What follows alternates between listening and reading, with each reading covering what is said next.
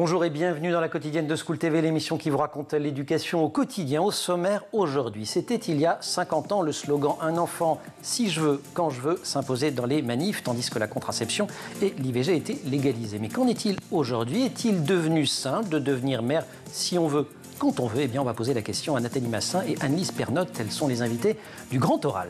L'Anti-Sèche, on teste toute cette semaine notre culture générale philosophique. Question du jour. Aristote suggérait de cultiver en soi le phronimos. C'est quoi le phronimos? Réponse et explication dans moins de 10 minutes avec Laurence Devillers. Vous allez voir, c'est formidable, le phronimos. Et puis enfin, notre rendez-vous hebdomadaire avec Amélie Paris, sujet des années collège cette semaine.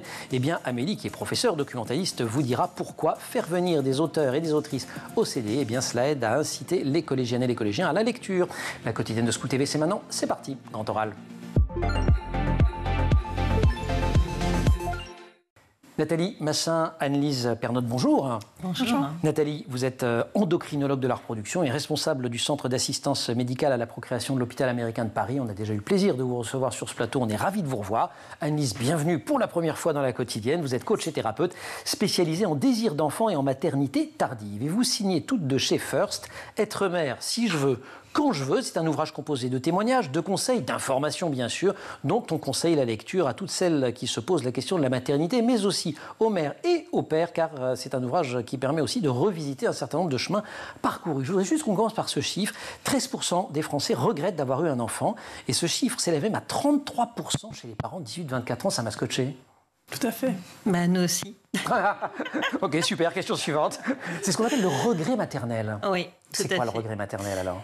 C'est un état d'être, je dirais un état même de mal-être. C'est pas une pathologie, c'est pas une. Alors, il peut y avoir de la dépression, mais c'est vraiment le fait. On ne parle pas du postpartum ou du burn-out, etc. C'est autre chose. C'est assez différent. Ouais. C'est vraiment un état de mal-être et c'est le fait de regretter tout ce qui est lié au rôle de mère et non pas de regretter son enfant. En général, on aime son enfant. On peut aimer son enfant et être dans le regret. Et regretter son apéro. C'est un peu ça. Voilà, mais en plus, on va dire. En plus, ouais. Et surtout, c'est pas évident à assumer publiquement. Absolument. Alors, ça l'est un peu plus aujourd'hui. Mais effectivement, ça a été très, très tabou. Et le tabou commence à se lever aujourd'hui. Et d'ailleurs, pour preuve, dans les sondages, on ose dire qu'on regrette d'avoir fait un enfant. Autre tabou, presque aussi tabou, écrivez-vous, que le regret maternel, le désir d'enfant inassouvi qui se vit souvent dans la honte et dans la solitude. Oui, tout à fait. Ça, c'est une autre réalité qui est compliquée à vivre pour les femmes qui sont sans enfant par circonstance, c'est-à-dire qui a un désir d'enfant à la base, qui ne se réalise pas pour tout un tas de raisons, parce qu'on s'y prend trop tard, parce qu'on a une infertilité qui ne trouve pas de solution, parce qu'on ne rencontre pas le bon partenaire. Et c'est extrêmement difficile à vivre et assez tabou aussi. Vous dites que ce deuil de la maternité, c'est aussi un deuil relationnel. Oui, tout à fait, parce qu'en fait, on se coupe de la société quand on n'a pas d'enfant. Les copains, les copines à peu près du même âge. Oui, et ce deuil relationnel, en fait, il peut se faire à plusieurs moments de vie, quand on est en âge d'avoir des enfants, mais quand on devient grand-mère aussi. Quand on est en âge de devenir grand-mère, parce que justement, toutes nos amies deviennent grand-mères et nous, on vit à nouveau un deuil à ce moment-là. Et on peut continuer à prendre l'apéro néanmoins. Non, je rigole. Avec l'apéro. Tendance mondiale, puisqu'on parle de natalité, c'est une baisse de la natalité avec des facteurs multiples. Oui, tout à fait. C'est vraiment des très, très multifactoriel. Il y a tout ce qui est socio-économique, c'est-à-dire effectivement, quand c'est plus difficile de quitter le domicile des parents, c'est aussi plus difficile de se projeter dans la vie pour faire un enfant. Il y a également le taux de célibat qui augmente de manière très importante, en particulier chez les femmes qui ont des niveaux socio-économiques plus élevés. Je dirais qu'il y a une manne d'hommes à disposition qui est moins importante et du coup beaucoup de célibat à ce moment-là. Vous dites que les femmes en particulier sont prêtes à laisser filer les années dans l'espoir de rencontrer le père, et le est en majuscule dans le livre, de leurs futurs enfants. Qu'est-ce qui se passe? Elles sont plus regardantes qu'avant ou alors les hommes sont beaucoup moins à la hauteur? Première réponse, la bonne est la première, je vous le dis tout de suite. Donc je ne sais pas si les hommes sont moins à la hauteur, mais certainement oui, il y a plus d'exigences, mais par rapport aux hommes, mais aussi par rapport à elles-mêmes. En fait, il faut avoir constitué sa carrière, constitué son statut social avant de se lancer dans la maternité. Donc, il y a beaucoup d'exigences de ce côté-là. Et effectivement, finalement, le partenaire, dans une vie assez fantasmée et choisie, c'est pareil, il passe par le même filtre. Et donc, effectivement. Je vous ai interrompu, mais parce que ça, c'est un point qui m'avait beaucoup intéressé dans le livre. Mais vous disiez, il y a d'autres facteurs alors qui font que la natalité baisse? Oui, alors il y a également des facteurs qui sont des facteurs physiologiques, avec une baisse de la qualité du sperme, qu'on peut pas nier, diminution de plus de la moitié de la qualité du sperme. Et là encore, les explications multifactorielles. Oui, c'est ça, beaucoup l'environnement, probablement. Mais le mode de vie, d'une façon ou d'une autre. Voilà, le mode de vie, tout à fait. Et puis également une augmentation, certainement, de l'infertilité liée au recul de l'âge. Parce que ce qu'on oublie, c'est que jusqu'à présent, les femmes faisaient la majorité de leurs enfants entre 25 et 30 ans, là où le taux de fertilité est très bon. Et aujourd'hui, il y a vraiment un recul de l'âge à la maternité. Je dirais, on est plus souvent autour de 38, 40, voire un peu après. Effectivement, à cet âge-là, la maternité est moins bonne. Et puis, il y a également, Anise l'évoque aussi pas mal dans le bouquin, on en a discuté longuement ensemble, c'est toutes les causes écologiques, l'éco-anxiété, qui fait que Mais vous arrivez à documenter, parce que alors, pour tout vous dire, et y compris dans cette émission d'ailleurs, on a dit un peu tout et son contraire sur le sujet avec certaines autrices ou auteurs, des chercheurs y compris, qui disent bah oui, évidemment, et d'autres qui disent mais non, il y a toujours eu dans le déclaratif des jeunes, et notamment pas que des jeunes femmes d'ailleurs, mais des jeunes en général, des motifs de ne pas faire d'enfants. C'était la bombe atomique il y a 50 ans, le sida il y a 30, aujourd'hui l'écologie, mais finalement, à un moment donné, ils finissent par les faire. Oui, tout à fait. On peut se demander si cette baisse de la natalité, elle est conjoncturelle. C'est ça. Ou si elle va durer dans le temps. Et là, pour l'instant, on ne sait pas que dire par rapport à ça. Nous, on a plutôt la sensation que c'est conjoncturel. On espère en tout cas que ça va repartir. En tout cas, c'est mondial. C'est clairement mondial, puisqu'on voit cette baisse, cette dénatalité qui augmente même presque de façon exponentielle, qui est liée au fait... Par exemple, en France, on a eu cette période de baby-boom, donc on avait plein de femmes finalement en âge de faire des enfants. Et donc cette manne a disparu aussi, donc il y a moins de femmes qui peuvent faire des enfants. Et celles qui sont là pour faire des enfants, finalement, il y a plein de facteurs pour lesquels elles ont moins envie aussi. Ouais. Et donc du coup, c'est cet effet exponentiel de baisse de natalité. Avec cette notion d'horloge biologique bien connue, mais bien réelle aussi, parce qu'on essaye de la relativiser. Alors vous dites qu'il y a un continuum, etc. Enfin quand même, les chiffres que vous donnez sont implacables. Oui, tout à fait, c'est vrai. On ne peut pas nier qu'il existe cette horloge biologique. Ce que moi j'aimerais faire vraiment, et ce qu'on a essayé de faire dans le livre, c'est de la montrer d'une manière plus bienveillante, en fait. Ça. Et ça, c'est vraiment important. Et aussi, d'insister sur l'importance de donner une information très tôt. Parce que souvent, quand on vous dit à 40 ans, votre fertilité n'est plus très bonne. Et, je sais pas, en consultation, j'arrête pas de voir des femmes qui me disent « je ne savais pas ». Donc, donner cette information vraiment en amont est très importante, justement, pour qu'on se prépare dans son projet maternel. C'est-à-dire, si on repousse son désir d'enfant, c'est pas un problème. Aujourd'hui, on a la possibilité de faire des autoconservations d'ovocytes. Et donc, c'est bien de le rappeler pour le faire avant qu'il soit trop tard. Absolument. Les chiffres, quand même, on va dire, c'est 5% le risque de ne pas avoir d'enfant à 25 ans. On passe à 10% à 30 ans, 17% à 35, 33% à 40 et 62% à 45 ans. On ne peut pas lutter contre l'âge, écrivez-vous, personne ne peut. Bonne nouvelle, cependant, on peut moduler son vieillissement, agir pour préserver son capital d'ovocytes et leur qualité. Alors, je ne vais pas lister tous les conseils que vous donnez à ce moment-là, c'est un livre qui fourmille de conseils. Mais bon, en gros, c'est manger ça, faites du sport. Je caricature, mais c'est un petit peu ça quand même, non ? Oui, bonne santé, bonne fertilité. Voilà, c'est ce qui nous fait du... Oui, tout à fait. Oui, absolument. Pour les hommes et pour les femmes. Voilà, pas seulement pour les femmes. De rappeler que... J'ai une façon de me regarder dans ce cas-là. Jean, on a bien voulu dire que ce n'était pas que la faute des hommes si les femmes ne trouvaient pas de mari, mais là, par contre, pour la santé, OK. Pour l'âge aussi, pour l'âge de l'homme compte aussi beaucoup, en fait, en réalité, dans la conception. Ah oui, et que je n'ai pas donné d'ailleurs. Oui, tout à fait. Mais effectivement, ça diminue de manière aussi assez spectaculaire. Il y a encore une autre raison de ne pas faire d'enfants. Alors là, c'est pas seulement j'ai pas envie de faire d'enfants parce que la planète va mal, mais c'est carrément l'affirmation, c'est le mouvement child free. Vous citez Bettina Zurli. Mais là encore, c'est pas simple à assumer de nos jours. Alors, la parole se libère quand même beaucoup plus qu'il y a 30 ans. Vous l'entendez beaucoup, l'une et l'autre. Oui. Sur les réseaux, en tout cas, et le compte de Bettina est très intéressant à ce sujet parce qu'il permet vraiment de déculpabiliser et d'expliquer pourquoi on peut ne pas avoir envie d'enfant. Et c'est tout à fait légitime aujourd'hui. On n'est pas obligé de se réaliser à travers la maternité et c'est important de le dire. Mon expérience personnelle me permet de dire qu'il y a 30 ans, ce n'était pas le cas. Et c'était beaucoup plus compliqué de dire qu'on ne voulait pas d'enfant. Quand vous dites mon expérience personnelle Mais moi, à 30 ans, je ne voulais pas d'enfant. J'en ai plus de 50 aujourd'hui. C'était quand même plus difficile à assumer. Aujourd'hui, la parole s'est beaucoup libérée. Être mère, si je veux pas, quand je veux ou quand je veux pas, tout savoir pour être libre de choisir et d'agir. Ça vient de sortir, c'est chez First Édition, co-signé Nathalie Massin et Anne-Lise Pernotte. On va se retrouver dans quelques minutes pour continuer à parler de tout cela. Est-ce que vous savez ce qu'est le phronimos ? Aucune idée. Et moi non plus, alors on va demander à Laurence de Villers. L'anti-sèche.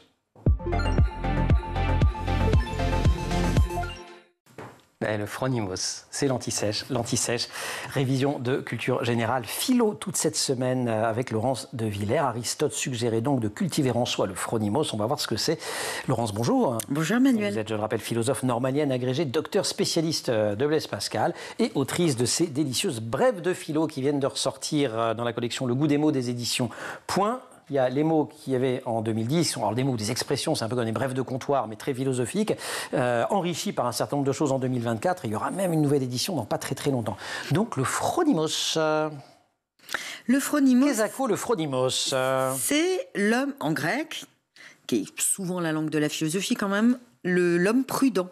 Et alors, ce qui est intéressant, c'est que la prudence de nos jours, quand on imagine tout de suite un homme prudent, on voit plutôt... trouillard, quoi. Exactement. Ouais. On voit plutôt quelqu'un qui prend pas de risques et qui a un peu une difficulté à agir.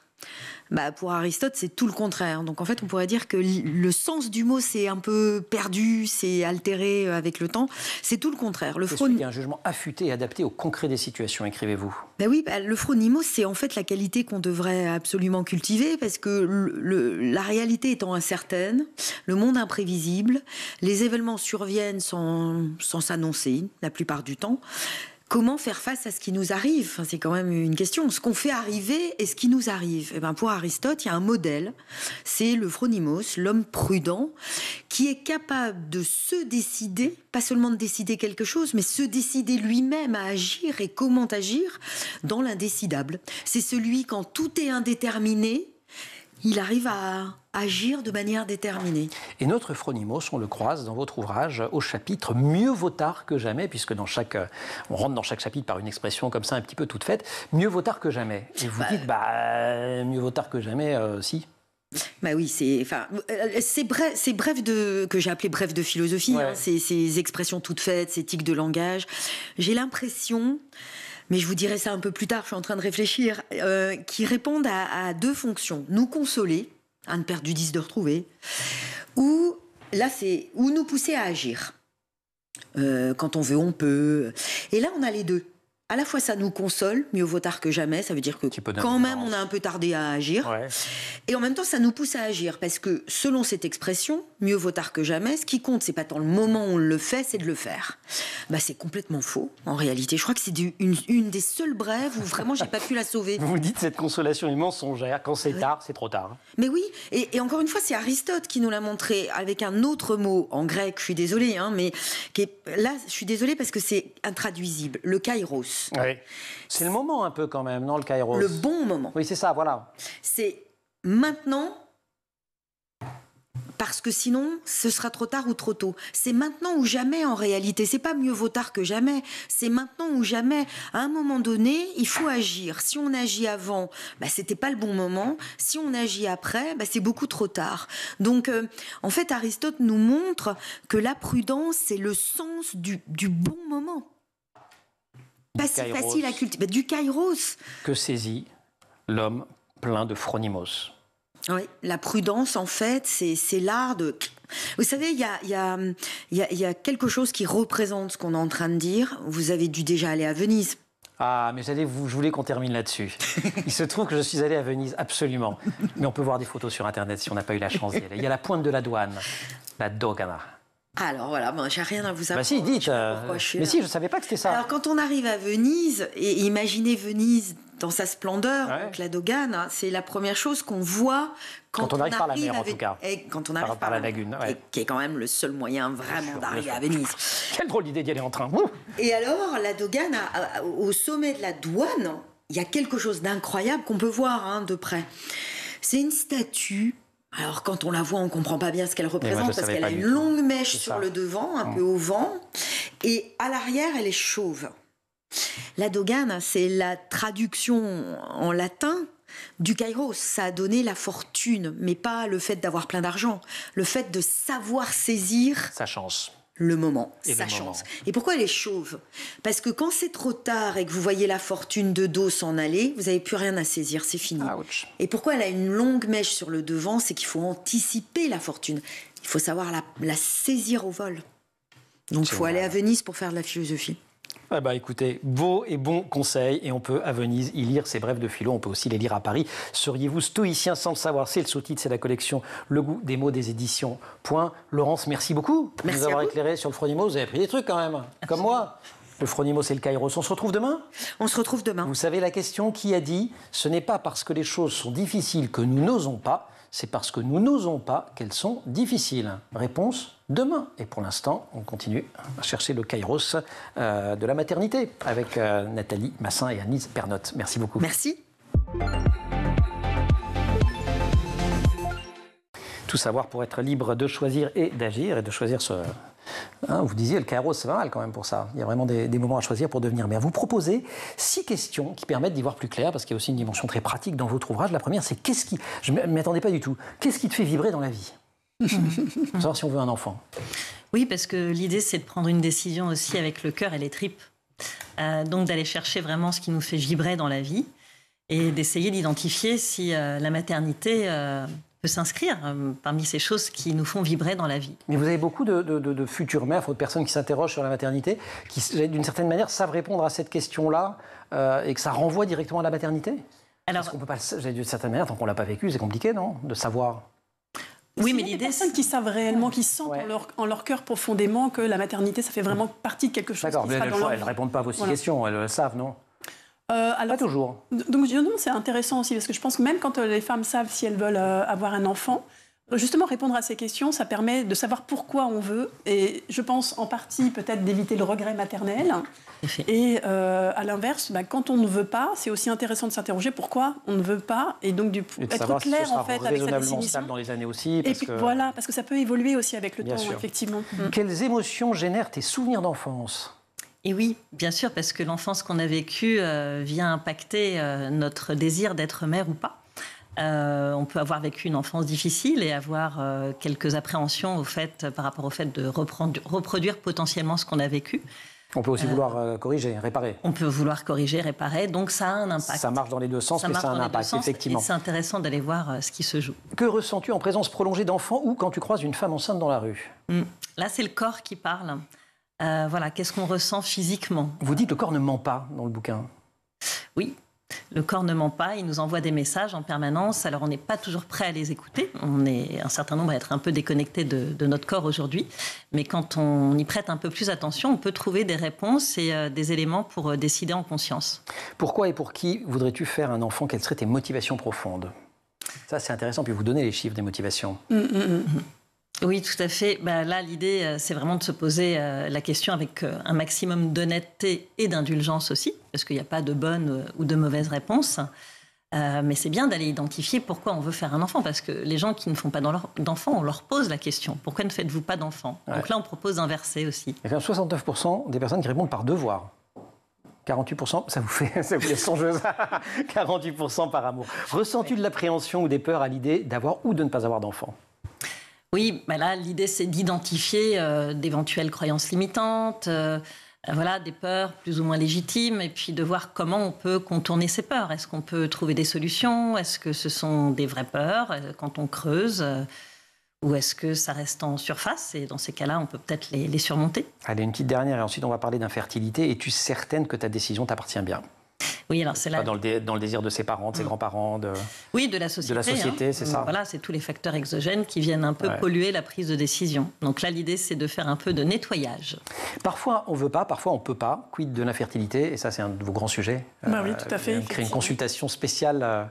Il y a un outil de diagnostic spécial là-dessus. Alors oui, une échographie qui permet de... Alors on n'a pas, il faut être vraiment très honnête, on n'a pas un marqueur qui pourrait dire tu peux avoir un enfant ou tu ne pourras jamais avoir un enfant. Mais par contre, effectivement, on a un examen, en particulier une échographie assez précise qui permet de voir s'il y a un blocage a priori et qui permet d'évaluer le potentiel de reproduction. Et donc ça, c'est important parce que ça permet d'orienter. Est-ce qu'il faut attendre? Est-ce qu'il ne faut pas attendre? Est-ce qu'on peut se laisser du temps? Quand il y a le projet, est-ce qu'on consulte tout de suite ou est-ce qu'on se laisse 6 mois ou 1 an avant d'aller consulter? avec cette possibilité qui existait avant, mais qui a été modifiée, je n'ai pas noté, mais je crois que c'est 2021 la loi bioéthique, c'est ça, autour de l'AMP, l'assistance médicale à la procréation, donc qui ouvre des possibilités, mais avec des moyens qui demeurent un peu insuffisants. Enfin, c'est pas si simple que ça. Non, c'est pas si simple que ça. Alors, ce qui est vraiment formidable, parce qu'on était très en retard en France par rapport à nos voisins européens et même par rapport au monde, tout simplement, c'est la possibilité de vitrifier ces ovocytes pour une utilisation ultérieure. Et ça, c'est vrai que la loi de 2021 l'a ouvert. Alors, il y a un âge limite. Oui, voilà. Donc, si on est dans le cadre de juste je congèle mes ovocytes pour plus tard, sans que j'ai de raison à donner, c'est à partir de 29 ans et jusqu'à 37 ans, avant 37 ans. Et il ne faut pas s'y prendre à 36,5. Oui, parce qu'il y a des délais d'abord. Assez important, et ensuite, ce n'est pas magique non plus. Non, exactement. Donc si vraiment, moi, ce que je recommande aux femmes, c'est si elles n'ont pas de visibilité sur leur projet de conception, elles ne savent pas, elles n'ont pas de partenaire, elles savent que le projet bébé, ça ne sera pas avant 39, 40 ans, effectivement, alors à ce moment-là, congeler ses ovocytes et dans la mesure du possible, le faire avant 35 ans, parce qu'on sait que la qualité diminue pas mal après 35 ans. Et là, ça renvoie aux chiffres qu'on a donnés en première partie d'interview. En tout cas, on évite les solutions bricolées. Il y a tout un business de la fertilité. Enfin, il y a les deux d'ailleurs. Il y a les solutions que vous qualifiez de bricolées, qui sont en gros souvent des solutions à l'étranger d'ailleurs, ou alors des solutions bricolées juridiquement. Oui, alors à l'étranger, oui, c'est pas... Quand c'est fait dans les centres de PMA à l'étranger, c'est pas bricolé. Non, je ne parlais pas de ça. Je parlais plus d'autres dispositifs dont vous parlez ou d'arrangements qu'on peut passer. Et puis, il y a aussi, vous dites, tout un business de la fertilité. Oui, c'est florissant sur Internet et sur les réseaux, effectivement. Alors, ça va de la bague magique à... buvez du jus d'ananas et vous tomberez enceinte. Ah. Alors, ça encore... Ouais, mais franchement, ça marche. Buvez du jus... Non, pas de boire du jus d'ananas, mais les gens y croient. Les gens y croient. Les gens y croient parce que quand on est dans un désir d'enfant extrêmement puissant, on peut perdre un peu la raison. On est très vulnérable et on est prêt à croire beaucoup de choses. Ouais, mais il y a des choses qui, moi, alors pour le coup, je rigole du jus d'ananas, mais l'acupuncture, sophrologie, ostéopathie, méditation, vous dites pour l'instant, il n'y a aucune étude robuste, scientifique, exactement. qui dit ça aide. Exactement. En fait, il faut vraiment faire la part des choses entre... C'est des éléments qui vont pouvoir permettre d'accompagner, comme par exemple l'acupuncture, la sophrologie, sur la gestion du stress ou des émotions qui sont négatives, et donner réellement plus de chances d'obtenir un bébé. Donc, il faut vraiment faire la différence. Ça fait du bien, mais ça fait pas tomber enceinte. Et là, vous avez évoqué des professionnels qui sont formés, etc. Mais il y a aussi tout un tas d'offres qui circulent sur Internet, avec souvent des prix qui sont assez conséquents, alors qu'il n'y a rien qui est absolument prouvé. Allez, donc warning, voilà, on investit quelques dizaines d'euros, pas beaucoup, moins de 20, pour acheter Être mère si je veux, quand je veux, comme ça on sait tout sur ce qui permet d'être libre, de choisir et d'agir. Mère sans enfant, vous dites aussi que c'est possible, on en a parlé il n'y a pas très longtemps dans l'émission d'ailleurs, materner sans enfant, parce que la fonction maternelle elle est extrêmement riche, vous citez notamment Oprah Winfrey. Oui, tout à fait, il y a des femmes qui se réalisent très très bien sans enfant et qui donnent naissance. Mais y compris dans des fonctions maternelles, quoi. Oui, ou qui vont donner naissance à des projets. Je crois que c'était un petit peu dans ce sens-là qu'on avait vu au Oui, mais aussi de s'occuper d'enfants. Enfin, voilà, on peut être en contact avec les enfants, aimer les enfants, sans pour autant avoir envie d'avoir soi-même un enfant pour diverses raisons, d'ailleurs que Oprah Winfrey avait bien raconté. Et voilà, la maternité prend de nombreuses formes. Pour certaines femmes, ce sera avoir des enfants biologiques. Pour d'autres, ce sera adopter. Pour d'autres encore, ce sera d'œuvrer pour un impact global. Fin de citation. On termine avec Oprah Winfrey, ça vous va ? Oui. Super, merci beaucoup. Et moi, je vous engage à lire de Nathalie Massin et Alice Pernotte, Être mère si je veux, quand je veux, chez First.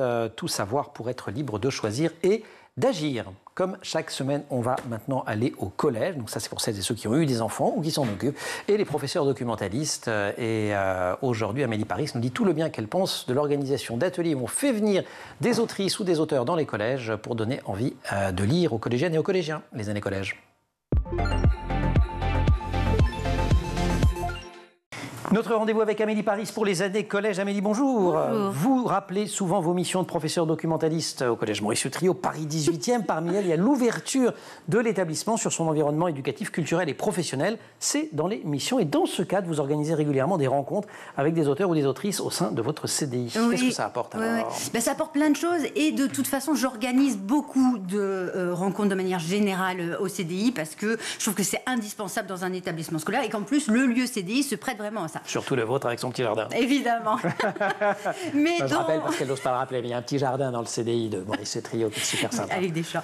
Alors, dans le cas d'une rencontre avec un auteur, c'est le moyen évidemment de travailler sur l'une de ses œuvres et d'échanger, d'interagir tous ensemble. Mais c'est aussi un excellent moyen d'inciter les élèves à lire et de réinvestir la rencontre dans un travail qui peut être collectif, comme une écriture à la manière d'eux ou la rédaction d'une fanfiction. Alors, cette année à Utrio, nous avons la chance d'accueillir Florence Cadier pour parler de son roman Né coupable et Marguerite Aboué pour les bandes dessinées Aya de Yopougon et Akissi. Marguerite Aboué qu'on avait reçu dans cette émission, vous pouvez le retrouver dans les archives facilement. C'est des moments forts à chaque fois. Oui, c'est des moments très forts, très intenses, il se passe beaucoup de choses et ça déclenche beaucoup d'émotions et parfois même des vocations. Alors, ce n'est pas des rencontres qui débarquent de n'importe où, elles sont préparées avec les élèves avant. Oui, ça c'est très important. Il ne faut pas que les élèves se sentent impressionnés, parfois démunis face à l'auteur. Alors, il est évidemment indispensable qu'ils connaissent au moins une de ses œuvres, mais au-delà de ça, ils peuvent s'investir aussi dans l'organisation de la rencontre, en écrivant par exemple directement à l'auteur, en préparant le lieu de la rencontre. Ils peuvent aussi faire une recherche d'informations sur l'auteur pour pouvoir lui poser des questions sur sa vie ou sur son parcours. En somme, ils sont prêts à devenir animateurs sur School TV ou ailleurs d'ailleurs, mais c'est exactement ce qu'on fait ici. Ce sont des rencontres qui aiguisent leur curiosité pour l'ensemble des œuvres de l'auteur, de l'autrice, mais sur les thèmes aussi, non ? C'est-à-dire que c'est vraiment une ouverture culturelle 180 degrés. C'est vraiment un excellent moyen en fait, de piquer leur curiosité. Alors, dans le cas de leur rencontre avec Marguerite Aboué, les élèves connaissaient, comme je le disais, Aya de Yopougon et Akissi. Ils ne connaissaient pas sa bande dessinée Bienvenue. Donc moi non plus. Donc c'est vraiment, on a découvert une autre œuvre qu'on a évidemment achetée pour le CDI. Dans le cas de Florence Cadier, donc on avait travaillé sur Né coupable, mais les élèves ont eu envie de lire un autre de ses romans, Le rêve de Sam. Et puis ils ont eu envie de lire des livres traitant du thème du racisme, comme Chien blanc de Romain Gary, ou encore The Hate You Give, La haine qu'on donne, le premier roman de l'américaine Angie Thomas. Donc ça crée de l'envie, de la curiosité, et pas uniquement chez les mordus de lecture, mais aussi chez les autres élèves, puisque comme vous le disiez, une rencontre c'est un moment fort, il se passe des choses, l'auteur se livre, et donc ça donne envie aux élèves de l'écouter, de lui parler, de le lire. Comment on fait le lien entre le goût pour la lecture et le goût pour l'écriture ? Parce que ça peut être un vrai déclencheur, ça. Il y a beaucoup d'élèves qui demandent et vous, comment vous avez envie d'écrire ? Oui, parce qu'évidemment, pendant ces rencontres, on aborde le processus d'écriture, donc les élèves découvrent le temps d'investissement qu'il y a avant un livre, ils comprennent que écrire un livre, c'est aussi tout un processus de réécriture, donc on peut se tromper, qu'on peut recommencer. D'ailleurs, Julia, une élève de 3e, m'a dit « Maintenant, je me dis que c'est normal, si on recommence un texte ou si on change beaucoup de choses beaucoup de fois, eh bien, c'est comme les écrivains. » Julia ou Juliette ? Vous avez écrit Juliette. J'ai écrit Juliette, mais j'ai dit Julia. Ouais, mais c'est Juliette alors. Rendons à Juliette ce qui est à Juliette. En tant que professeur documentaliste, j'imagine que vous menez d'autres actions pour inciter à la lecture. Oui, il y en a beaucoup. Participer à un prix littéraire, développer le quart d'heure lecture, organiser des speedbookings, faire des speedbookings. Des speedbookings, oui, on présente un livre en un temps donné. Oui, faire des booktubes, des bookstagram, des booktrailers, faire des pré-surprises, organiser. Pré-surprise, vous me prêtez un bouquin sans me dire. On prête un livre qu'on a emballé avec juste des mots-clés.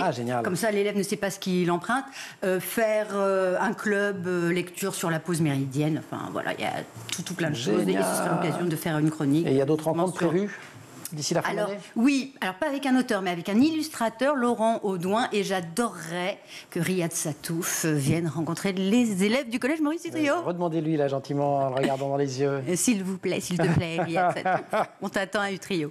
Ils adoraient. Amélie, merci beaucoup pour ces années collège. Et c'est formidable, toutes ces initiatives. La quotidienne, c'est fini pour aujourd'hui. Merci aussi à toute l'équipe de l'émission. Laure Audemont au maquillage, Marine Plantec à la préparation de l'émission, qui est en régie aujourd'hui avec Thibaut Goury-Lafont au son et Angèle Jean-Girard à la réalisation. Vous restez sur School TV, vous nous retrouvez nous en permanence sur Internet et sur les réseaux sociaux.